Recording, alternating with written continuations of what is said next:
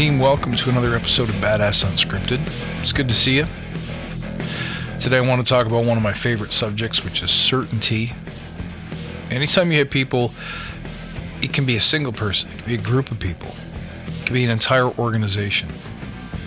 But anytime you have an objective, and you want to go from where you are right now to some other place, a better place, maybe you want to increase revenue, introduce a new product, hire a new team, take on a new business challenge, open a new department, expand, grow yourself or your organization, you almost always run into uncertainty.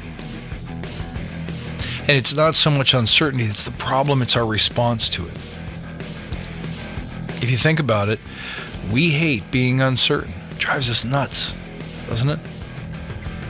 We don't like being in front of a decision or an action where the outcome is unclear, where we're not sure, where it's not a safe bet. We don't know what's going to happen. That's scary for us. Scary for all of us. I think we all know people who are highly, not risk averse, but people who are highly adventurous. The opposite of risk averse. We all know people like that, and we wish we could be more like them, don't we? We wish it was easier for us to jump into the unknown. But the reality is, if you look at the struggles that most organizations, teams, groups have, it's about one thing. It's about being unable to move swiftly and confidently into that uncertain zone. We hate it. We're not good at it. And we don't want to get good at it. Here's the funny thing. The only way to get better at it is to get comfortable with uncertainty. You have to practice uncertainty to get more certainty.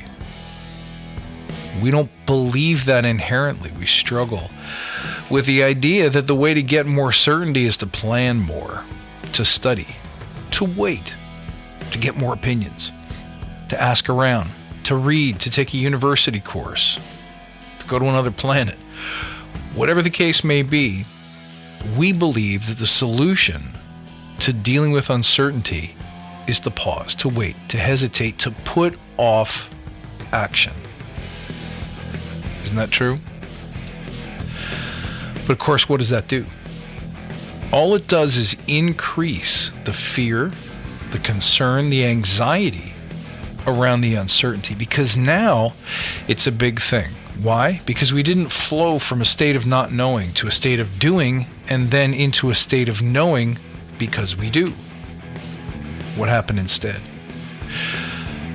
We look, we calculate, we get a little bit afraid, we stop, we hesitate, we pause.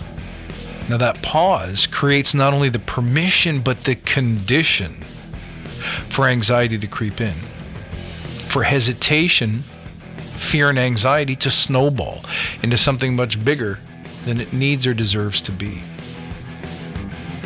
In reality, if we could just do one thing, if we could move swiftly from idea, from ambition, from goal to outcome, into action, we'd have a much easier time.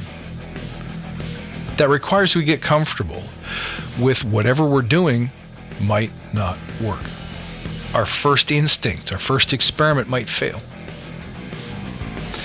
That's always going to be true. The best way to handle that is to minimize the cost of failure. To minimize the cost of delving into uncertainty with certainty, and therefore getting more certainty. Seems kind of backwards. Certainty and uncertainty exist in a continuum. The first thing you have to recognize is that certainty is really all about predicting the future. None of us have that capability, right? We can't jump into the future and somehow see it before it arrives. It's not possible. We can think about what could happen. We can think about potential outcomes. We can think about a lot of things. But the truth is, none of us can see into the future. So anytime that we spend trying to predict the future and control the future is usually fruitless. The only way to know what the future holds is to do it. And the more we do it, the more we learn about what might happen in the future under similar conditions, and that gives us a kind of certainty. But it all starts with being comfortable with uncertainty. We must never act completely without care, without concern, without consideration. But at the other end of the spectrum, seeking to be certain before we act will result in zero action. As with so many things in life, somewhere between the two poles is the best answer. Somewhere between the two extremes is the truth.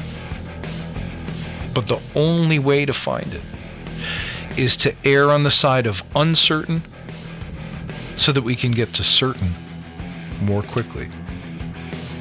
And that's difficult for all of us to do, but it's a must, don't you think? We have to be more comfortable with doing the uncertain thing.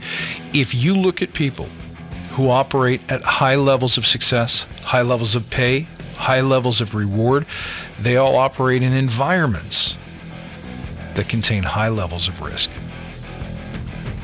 So let's not shy away from uncertainty. Let's not seek certainty as a prerequisite to action, because it is the singular, most common, number one cause of all of our failures. Waiting too long to act, waiting for perfect conditions, waiting for all of the information causes hesitation that causes us to slow down, to tighten up. And what happens when you tighten up? You trip, you fall, you get injured. I believe the Badass Agile Way insists that we be more comfortable with discomfort. We be more comfortable with uncertainty, because that's the only way you can get certain. Friends, you can reach out at badassagile.com. You can hire me to speak. You can check out my services and my products. You can find me on Instagram and on Twitter at badass_agile. I look forward to seeing you next time, and until then, stay badass.